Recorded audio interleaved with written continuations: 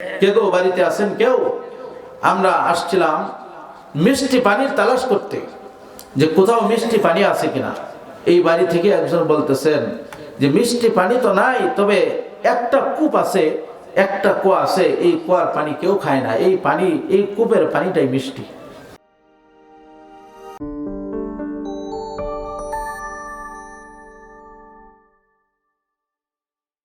আল্লাহ তাআলা বলছেন 100% গ্যারান্টি, এই কিতাবের মতো আর কোনো কিতাব আর সারা বিশ্বে হবে না, এটার মতো তো দামি আর কোনো কিতাব নাই। আছে কি আছে না? আমার ভাইরা, এই জন্য আমি সূরা কলমের কয়েকটি আয়াত তিলাওয়াত করেছি। আল্লাহ তাআলা এই সূরা কলমের মধ্যে দুটি বিষয়ে কসম করেছেন। আল্লাহ তাআলা এই সূরার মধ্যে নবীজির চরিত্র বিষয়ে আলোচনা করেছেন, নবী কেমন ওনার বিষয়ে আলোচনা করেছেন। আমরা আজকে সংক্ষেপে আলোচনা করব, আল্লাহ তাআলা যদি তৌফিক দেন। সকলে বলি আল্লাহুম্মা আমিন। আমার ভাইরা, এই সূরাটা হচ্ছে মক্কি সূরা। হুজুর সাল্লাল্লাহু আলাইহি ওয়াসাল্লামের হিজরতের আগের সূরা, তাহলে এই সূরাটা মক্কি। আল্লাহ তাআলা সর্বপ্রথমই সূরার শুরুতেই শুরু করছেন নুন দিয়া। নুন হরফে মুকাত্তাআত।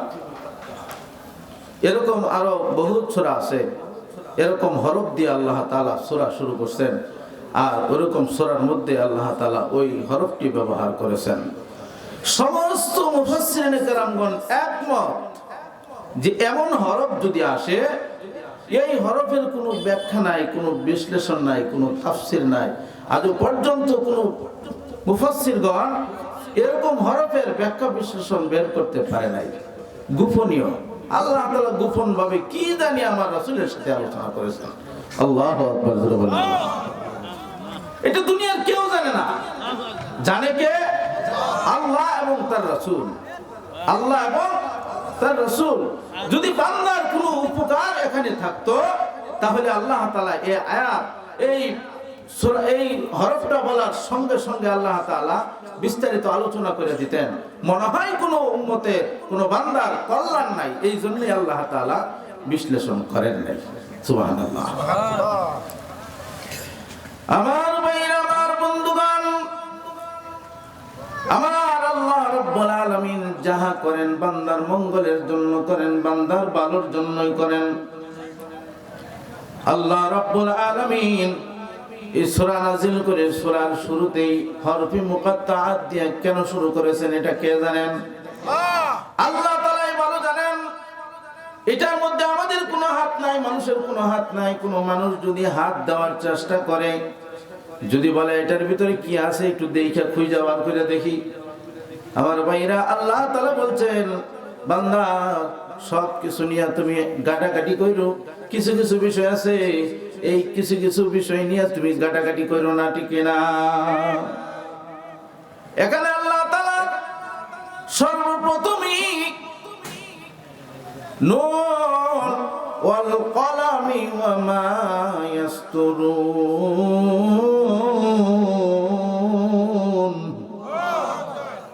আল্লাহ তাআলা কসম করেছেন কলমের। এটা কোন কলম?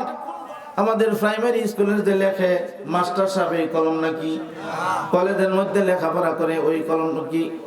আমার ভাইরা কোনো অফিস আদালতের মধ্যে লেখে এই কলম নাকি? আল্লাহ তাআলা এই কলম তৈরি কইরা সর্বপ্রথম কলম তৈরি করলেন। আমরা অনেকেই বলি যে রাসূল সাল্লাল্লাহু আলাইহি ওয়াসাল্লামের নূর তৈরি করেছেন, কিন্তু না। আল্লাহ রাসূল সাল্লাল্লাহু আলাইহি ওয়াসাল্লাম হাদিসের মধ্যে বর্ণনা করেছেন, আউয়ালু মা খালাকাল্লাহুল কলম। সর্বপ্রথম আল্লাহ তাআলা কলম তৈরি করেছেন। সর্বপ্রথম কলম তৈরি করে কলমকে বললেন, হ্যাঁ কলম লিখতে থাকো। কলম বললেন, আল্লাহ কি লিখবো? আল্লাহ তাআলা বললেন, ও কলম, তোমাকে আমি জ্ঞান দিয়েছি কিসের জন্য? তুমি লিখতে থাকো। এই পৃথিবীতে যত মাখলুক, যত কিছু আছে, সমস্ত কিছুর তাকদীর লিখতে থাকো। কে বলছেন? কাকে বলছেন? কলমকে সর্বপ্রথম আল্লাহ তাআলা এই কলম তৈরি করেছেন। এই কলম যা তাকদীর লিখেছেন মানুষের তাই হয়, তাই হচ্ছে। অনেক সময় আমরা তকদিরকে বিশ্বাস করি না, ঠিক কি না? আমরা তকদির বিশ্বাস করি না, অথচ আল্লাহ তাআলা মানুষের তকদির, বান্দার তকদির ওই সময় লিখেছেন যখন কলম লেখার পরে আল্লাহ তাআলা কলমকে বলছেন তুমি লিখতে থাকো বান্দার তকদির। আমার ভাইরা, আমার বন্ধুগণ, এইভাবে লিখতে লিখতে সমস্ত নবীদের তকদির লিখলেন, সমস্ত সাহাবীদের তকদির লিখলেন, সমস্ত তাবেঈদের তকদির লিখলেন, সমস্ত তাবেঈদের তকদির লিখলেন, সমস্ত উলামায়ে আউলিয়াদের তকদির লিখলেন, সমস্ত মানুষের তকদির লিখতে লিখতে লিখতে লিখতে এক সময় কলমের কালি শেষ হয়ে গেছে। আল্লাহ তাআলা বলেন শেষ, ইতি সমাপ্ত। আমি আল্লাহ তাআলা তোমাকে যেই নির্দেশ দিয়েছিলাম কলম, আমি আল্লাহ তাআলা যেই নির্দেশ দিয়েছিলাম তকদির লেখার জন্য, ও কলম তোমার লেখার কাজ শেষ হয়ে গেছে, আর লিখতে হবে না। আল্লাহ রাব্বুল আলামিন এইভাবে সমস্ত মানুষের তকদির লিখে দিলেন। বিশ্বনবী মুহাম্মদুর রাসূলুল্লাহ সাল্লাল্লাহু আলাইহি ওয়াসাল্লাম যখন পৃথিবীতে আসলেন, আসার পরে আল্লাহ তাআলা যখন এইভাবে আস্তে আস্তে কোরআন নাযিল করতে শুরু করলেন, আল্লাহ তাআলা বলেন এই কোরআনের মধ্যে আমি আল্লাহ সব দিয়ে দিছি। সূরা কলমের মধ্যে আল্লাহ তাআলা কলমের কসম খেয়ে বলতেছেন, ওগো পয়গম্বর, ওগো আমার হাবিব, আমি আল্লাহ তাআলা ওই সময় সমস্ত মানুষের কলম, সমস্ত মানুষের তকদির আমি লিখে দিয়েছি। মানুষ অনেকেই কাফেররা বিশ্বাস করে, কেউ বিশ্বাস করে, কেউ বিশ্বাস করে না, অসুবিধা নাই। যাহারা আপনার কথা মানে দাওয়াত গ্রহণ করে এরা বিশ্বাস করে, যাহারা গ্রহণ করে না এরা বিশ্বাস করে না, অসুবিধা নাই। আমি আল্লাহ তাআলা তো এদের তাকদীর আরো আগেই লিখে দিয়েছি। সুবহানাল্লাহ। আল্লাহ রাব্বুল আলামিন এই সূরার মধ্যে আল্লাহ তাআলা রাসূলের চরিত্র সম্পর্কে আলোচনা করেছেন। রাসূলের চরিত্র কেমন ছিল? আমার ভাইরা, আমরা কি রাসূলের অনুসারী কিনা আমরা যদি নিজে নিজেকে জিজ্ঞাসা করি তাহলে কিন্তু বের হয়ে চলে আসে। আমার ভাইরা, রাসূল সাল্লাল্লাহু আলাইহি ওয়াসাল্লামের চরিত্র কেমন ছিল? মদিনায় 6 মাস খাদ্যের অভাব দেখা দিয়েছিল, অভাব অনটন ছিল 6 মাস। এই 6 মাস যখন অভাব অনটন দেখা দিয়েছিল, হযরত আয়েশা সিদ্দিকা রাদিয়াল্লাহু তাআলা আনহা বলেন, আমি 2টি চাঁদ দেখেছি, চাঁদ উঠছে আবার শেষ হয়েছে, এভাবে 2টা চাঁদ দেখেছি। 2 চাঁদের ভিতরে আমি কোনোদিন ঘরের মধ্যে রান্না বসাই নাই। সুবহানাল্লাহ। 2 চাঁদ শেষ হওয়ার পরে আরেক চাঁদ উদয় হয় যখন 15 দিন চলে গেছে, মোট 2.5 মাস ঘরের মধ্যে রান্না নাই। 2.5 মাস পরে 2.5 মাস যে রান্না নাই, এর মধ্যে আমি প্রতিদিন দিনে একটা খেজুর আমার বাগে পড়ছে, এরকম হয়েছে। একটা খেজুর দিয়া সকাল থেকে সারা দিন চলে গেছে, একটা খেজুর খেয়েছে। সুবহানাল্লাহ জুড়ে বলেন। হযরত আয়েশা বলেন, আমি প্রতিদিন একটা খেজুর খাইয়া সারাটা দিন কাটাইয়া দিয়েছি। এরকম হয়েছে, একটা খেজুর খাইছি, 3 দিনের মধ্যে আর কোনো খেজুর আমার ভাগ্যে জুটে নাই। এই 3 দিন না খাইয়া অভাব অনটনের মধ্যে 3 দিন পর্যন্ত আমি অনাহারে ছিলাম। এইভাবে চলতে চলতে একটা সাহাবীর ঘরের মধ্যে খানা নাই, খাবার নাই। সাহাবীরাও একই অবস্থা, রাসূলের অনুসরণ করে, রাসূল যেইভাবে থাকে সাহাবীরাও ঠিক এইভাবেই থাকে। সুবহানাল্লাহ জুড়ে বলেন। আস্তে আস্তে বৃষ্টি দেখা দিচ্ছে, আস্তে আস্তে বৃষ্টি দেখা দিচ্ছে। তো ভাই, বৃষ্টি তো ভিতরে পড়তেছে না, বাহিরে পড়তেছে। বৃষ্টিরও দরকার, ওয়াজেরও দরকার। কি করেন আপনারা? বৃষ্টিরও দরকার, ওয়াজেরও দরকার। বৃষ্টির জায়গা বৃষ্টি পড়বে, ওয়াজের জায়গা ওয়াজ হবে ইনশাআল্লাহ। ঠিক আছে না? যাই আমরা এই জায়গায় বই উঠছে, ও বইতাছে, জুতা থেকে বইব বাবা। ও আচ্ছা, ঠিক আছে, হ্যাঁ, সুযোগ মতো বইতেছে যেন বৃষ্টি না পড়ে। আলহামদুলিল্লাহ বলেন। এ ভাই, এত বড় খোলামেলা জায়গার মধ্যে বসছি, মরার পরে কোন জায়গায় দিব সেই চিন্তা কি আছে? সেই চিন্তা নাই।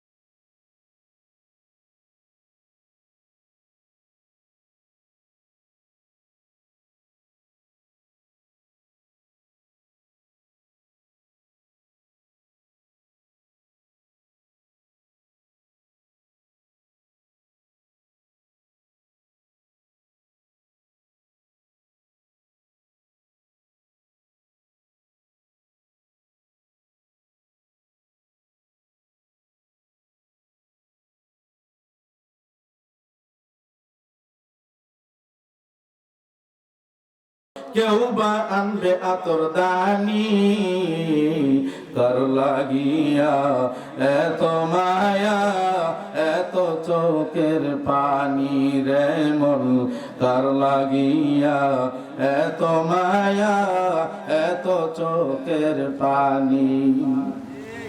আল্লাহু আকবার।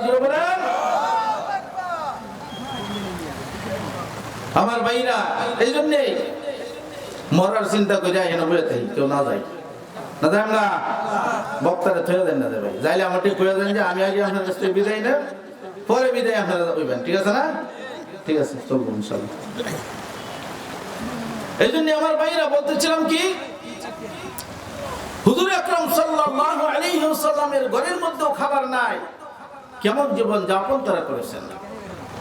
আমার ভাইরা, আমার বন্ধুগণ, রাসূলুল্লাহ সাল্লাল্লাহু আলাইহি ওয়াসাল্লাম হযরতে ফাতেমার ঘরে গেলেন, যে ফাতেমাকে ডাক দিলেন, ফাতেমা গো ঘরে আসুনি। ফাতেমা জবাব দিলেন, ওগো বাবা আমি ঘরে আছি, কেন আসছেন? হযরত ফাতেমা দরজা খুলে দেখেন রাসূলুল্লাহ সাল্লাল্লাহু আলাইহি ওয়াসাল্লাম দরজার সামনে দাঁড়ায় রইছে। ডাক দিয়ে বলেন, ফাতেমা গো আমি তো কয়েকদিন যাবত খাই না, অনাহারে আছি, খুব কষ্টে আছি, আমি আসছিলাম তোমার কাছে। ও ফাতেমা, তোমার ঘরে খাবারের মতো কিছু আসেনি? হযরত ফাতেমা ডাক দিয়ে বলেন, বাবা গো আমিও তো তোমার দিকে তাকায় রইছি, তুমি প্রতিদিন আমার ঘরে আসলে কিছু না কিছু তুমি নিয়ে আসো, আমিও তোমার হাতের দিকে তাকায় রইছি, তুমি আমার জন্য, আমার হাসান হুসাইনের জন্য কিছু নিয়ে আইছো। আমি কি দেব, দেওয়ার মতো কিছু নাই বাবা। 3 দিন হয়ে যায় ঘরের মধ্যে কোনো কিছু রান্না হয় না। ও বাবা, আমি মনে করেছি তুমি কোনো কিছু নিয়ে আইছো। আমার হাসান হুসাইন কানতে কানতে ঘুমায় গেছে, খানা খাওয়ার জন্য কান্না করতে করতে হাসান হুসাইন ঘুমায় গেছে। আমি তাদেরকে কোনো কিছু দিতে পারি নাই বাবা, তুমি কি কিছু নিয়ে আনছনি? হুজুর সাল্লাল্লাহু আলাইহি সাল্লাম জামাটা উঠায় দেখেন, জামাটা উঠায় বলেন, বাবা ও মা ফাতেমা দেখো আমার পেটের মধ্যে 3টা পাথর বাইন্ধে রাখছি, আমি 3 দিন পর্যন্ত কোনো কিছু খাই না, খুব কষ্টে আছি, দেখো পাথর বাঁধা। হযরত ফাতেমা বলেন, বাবা তুমি পেটের মধ্যে পাথর বাইন্ধে রাখছো? বাবা গো আমি নিজেও পেটের মধ্যে পাথর বাইন্ধে রাখছি। আল্লাহু আকবার। অথচ নবীর পরিবার আল্লাহ তাআলা রাসূলুল্লাহ সাল্লাল্লাহু আলাইহি সাল্লাম কি বলছেন, ও আমার হাবিব আপনি কি দুনিয়ার সম্পদ চাননি? যদি দুনিয়ার সম্পদ চান আমি উহুদ পাহাড়টাকে স্বর্ণ বানায় দিব, সারা জীবন আপনার পরিবার নিয়ে খাইবেন, এরপরেও শেষ হইবে না। রাসূল সাল্লাল্লাহু আলাইহি সাল্লাম বলছেন, ও আমার প্রভু আমি ধনী হইতে চাই না, আমার উম্মত হবে গরীব, এই উম্মতের সঙ্গে আমি থাকতে চাই। আমি ধনী হইতে চাই না, আমার গরীব উম্মতের সাথে আমি আমার জীবন যাপন করতে চাই। সুবহানাল্লাহ। আমার ভাইরা, আমার বন্ধুগণ, রাসূলুল্লাহ সাল্লাল্লাহু আলাইহি ওয়াসাল্লাম ডাক দিয়ে বলেন, মা ফাতেমা আমি তোমাদের জন্য কি আনবো? 3 দিন হয়ে যায় আমি কোনো কিছু খাই না। হযরত ফাতেমা বলেন, আমার হাসান হুসাইন কান্না করতে করতে ঘুমায় গেছে। ও বাবা আপনার মুখের লালা লইয়া আপনার শাহাদাত আঙ্গুলের মাথার মধ্যে ভরাইয়া আমার হাসান হুসাইনের মুখের মধ্যে ঢুকা দেন, আমার হাসান হুসাইনের পেটের ক্ষুধা নিবারণ হয়ে যাবে। সুবহানাল্লাহ। রাসূলুল্লাহ সাল্লাল্লাহু আলাইহি ওয়াসাল্লাম ডাক দিয়ে বললেন, ফাতেমা গো হাসান হুসাইনকে ডাক দেওয়া যাবে না, তুমি একটু অপেক্ষা করো, আমি আসতেছি। হযরত আনাস ইবনে মালিক রাদিয়াল্লাহু তাআলা আনহু ছোট মানুষ, তাকে নিয়ে রাসূল সাল্লাল্লাহু আলাইহি ওয়াসাল্লাম বের হয়ে গেলেন উহুদ পাহাড়ের দিকে। 3 থেকে 4 মাইল দূরে মদিনা থেকে উহুদ পাহাড়। উহুদ পাহাড়ের দিকে বের হয়ে চলে গেলেন। এইভাবে যাইতে যাইতে কাদের উদ্দেশ্যে, কাদের সন্ধানে বের হয়ে গেলেন, কোথাও কাজ করা যায় কিনা। রাসূল সাল্লাল্লাহু আলাইহি ওয়াসাল্লাম কাজ খুঁজতে খুঁজতে যায়, দেখেন উহুদ পাহাড়ের নিকটে খেজুরের বাগানের মধ্যে। কেউ বাড়িতে আছেন? কেউ? আমরা আসছিলাম মিষ্টি পানির তালাশ করতে, যে কোথাও মিষ্টি পানি আছে কিনা। এই বাড়ি থেকে একজন বলতেছেন যে মিষ্টি পানি তো নাই, তবে একটা কূপ আছে, একটা কুয়া আছে, এই কুয়ার পানি কেউ খায় না, এই পানি, এই কূপের পানিটাই মিষ্টি। যে এই কূপটা কার, যে এই কূপটা একটা লোকের, সেই লোক মারা গেছে, তার স্ত্রী আছে, সন্তানবিহীন স্ত্রী। ওই উহুদ পাহাড়ের নিকটে একটা বাড়ি আছে, এই বাড়িতে তার বাবার বাড়িতে থাকে। হযরত উসমান গনি চলে গেলেন, ওই বাড়ির পাশে যায় বলতেছেন, কে বাড়িতে আছেন? এক মহিলা বের হয়েছে, যে কেন, কিসের জন্য? যে বলতেছেন যে এই যে পাহাড়ের কিনারে একটা কূপ আছে, একটা কুয়া আছে, এই কুয়ার পানি নাকি খুব মিষ্টি।